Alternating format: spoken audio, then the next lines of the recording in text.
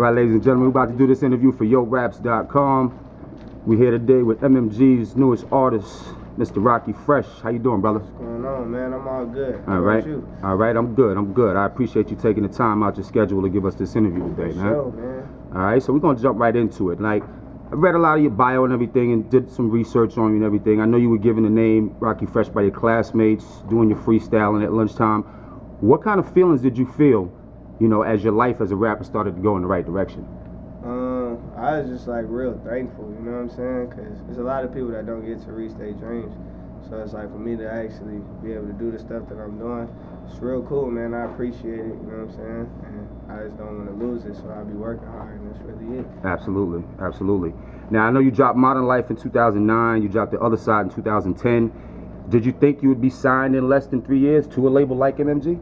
Not at all, but you know what I'm saying? I'm glad it happened that way. I always thought that I was going to get a deal. I just didn't know it was going to happen that fast. I didn't know how long it was going to take. And I didn't really want to think about it too much because I feel like that would have pushed me in the wrong direction. So I was just grinding and it just happened. No doubt. How was that first initial meeting with Ross before the signing? It was dope, you know what I'm saying? He was a lot cooler than I expected him to be as far as like just down to earth, you know what I'm saying? Thought I was going to be kind of intimidated by it when I first met him, but he was a real chill dude, and you know what I'm saying, we connected on more than just music, so it was dope. All right. How did your association with Patrick Stump of Fall Out Boy and Joel and Benji Madden of Good Charlotte come about, and what's the creative chemistry like when you guys are together? It came together real organic. Patrick Stump hit me up on Twitter when I dropped The Other Side mixtape, and then I went out to LA for the first time. That's where he lived. And he invited me to his crib, and we just started talking and ended up making a couple of songs just based off a conversation. And then I did a show called Bamboozle Fest in New Jersey. And Josh Madden, which is the older brother of Benji and Joe, he was DJing the event. He saw me perform, and then he had called them and just, you know, told them about my music. And they checked into it. They called me like 3 days later, invited me out to LA to come hang with them. And ever since then, I just had a brotherly relationship with both of those dudes. And yeah, man, it's been real cool, real organic. Sounds good.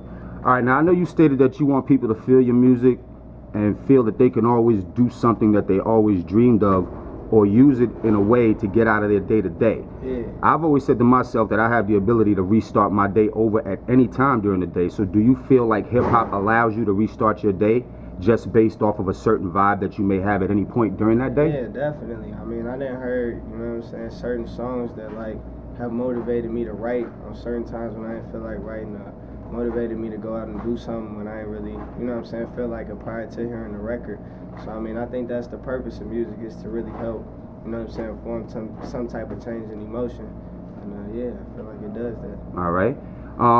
For me, it seems like hip-hop is getting back to the lyrical roots, you know, with groups like Slaughterhouse, cats like Meek, Style A, Wale, Kendrick Lamar, Casey Veggies, and yourself, of course. How and why are lyrics so important to you? Man, it's just having a purpose, you know what I'm saying? Like, I was always taught by my parents to just make sure everything I do has a purpose.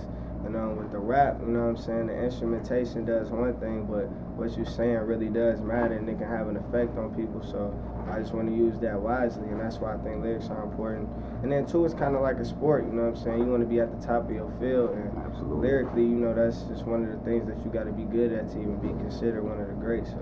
So I take it serious. Okay. I'm also a fan of Knowledge and Phil Ade. I know you work with them extensively. Yeah. Are there plans to work with them on the debut for MMG? Man, yeah, you know, they're my homies, and I feel like they coming on tour with me, so me and him definitely gonna be working. I haven't seen Knowledge in a while, but you know, he can get at me whenever you want to do that, so it's all good. All right. You, just like myself, are a huge fan of crime movies. Are there any scripting possibilities in the future? Are you working on anything in that area? I'm focusing on the music right now, but who knows, you know what I'm saying? I might get into that. Absolutely. I got some guys that write, so let me explore it. All right, you also say that you're speaking to your generation when you're making a record, and that there are some issues that you feel to be addressed for your generation. What are some of those issues you're trying to tackle? I just feel like, you know, young people, we kind of tripping right now. It's a lot of killing going on. There's a lot of unnecessary hating going on. There's people like not focused on what we should be focused on. And I feel like I could, you know, kind of get some young people back on track in a cool way without having to be all preachy and stuff. And so I want to utilize that. Okay. Now, I know in your hometown of Chicago, 107.5 WGCI, they shut down the music airwaves on June 19th at 6 p.m. to address the gun issue the gun issues of violence in Chicago. Now, I have a personal friend from Chicago who was shot 9 times. He actually survived, and he made it out of the gang life. So, what was like for you growing up in Chicago, and why do you think the gun violence is still such a big issue? I mean, for me, you know, I always stayed in the crib, so I really wasn't into too much. But I know a lot of people that fell victim to a lot of stuff. And as far as the gang violence, you know what I'm saying? Like, there's really no division in Chicago, so anywhere you turn could be, I guess, considered a hood area or whatever. And with that, you know what I'm saying, it just makes for a lot of beefs to go down. But I feel like it's something that could be corrected, you know what I'm saying? It's bigger than me, obviously, but with my music, you know, I'm gonna try to do whatever I can to make sure people chill out on all of that. Okay. Was it the creative freedom, or was it the creative freedom and other things that made you sign with MMG as opposed to going to Bad Boy or any other labels that might have been looking at you at the time? Well, the creative freedom was, you know what I'm saying, that was a part of it, but it was just really the way I connected with Ross. And just the way that I saw myself fitting in with the team. I toured with Wale before, you know what I'm saying, the deal was even in the works. I did shows with Meek in the past. I'm on tour with him right now. And, you know, it just seemed like the right movement for me. It was one of them real situations, even outside of the music. So that's why I went with it. Okay. All right. Now, these are questions that I ask every artist that I interview. I think they're like pertinent things, you know, and they seem to spark a pretty good answer for most artists. Now, if you had to leave the planet Earth today and you could only leave one thing behind that would show the world that Rockie Fresh was here and it would prove that you left a legacy, what would that one thing be? It could be anything. It could be a song, it could be a piece of clothing, whatever, anything. It'll probably be this Electric Highway project that I'm working on right now. You know what I'm saying? I'm 21 now, you know what I'm saying, and I'm still young, but I got to see a lot of stuff, and I've experienced a lot of things that I feel like could be helpful, so I feel like this project is something that I would want to lead. Beautiful. All right, this is the section of the interview. I call it shout outs. It's basically just a group of questions that I ask you. You give me the first thing that comes to mind. It's sort of like in the tradition of Michael Lipton from the Actors Studio. So we're going to run right into that. What's your favorite food?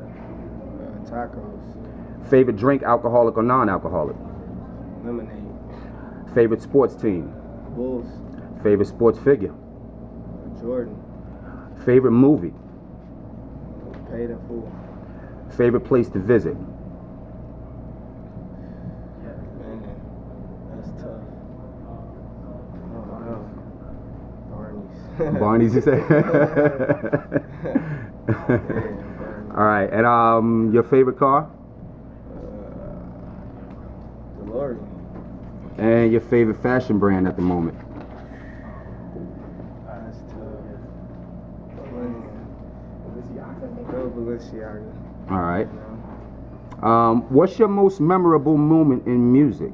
Whether it was a concert? Moment in music. Man, probably doing the You Allow remix with Rick Ross. You know what I'm saying? Like, I dropped a lot of projects, and all of those did way better than I expected. And then to kind of see the peak of the work, which was Rick Ross hopping on a record that I already did, versus, you know what I'm saying, making something new with me, it was a big moment for me. All right. Okay. Who is the artist or the person that made you want to become an artist?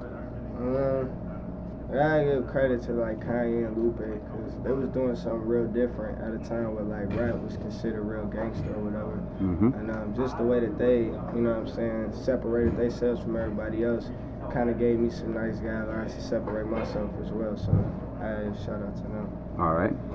At the end of the day, what's your ultimate goal? Man, just to really make a difference, you know what I'm saying? I'm having fun with it. I'm not trying to overdo it and force, you know what I'm saying, something on the people, but I feel like it's a lot to learn out here, and, you know, I feel like I bring that to the table, so I just want to make a difference for people and Absolutely. help them have better days, man. All right, definitely. Finally, tell everybody how they can reach you, all the fans of YoRap.com, Twitter, Facebook, everything else. Yeah, Rockie Fresh. You can get at me at twitter.com/ROCKIEFRESH, Facebook.com/RockieML. Yeah, www.rockyfresh.com. All my sites, holla. No doubt, Rocky. I appreciate you coming through and doing this for Appreciate you, man. YoRaps.com. I salute you, my brother. Much Thank you, success man. to you. Much success to you.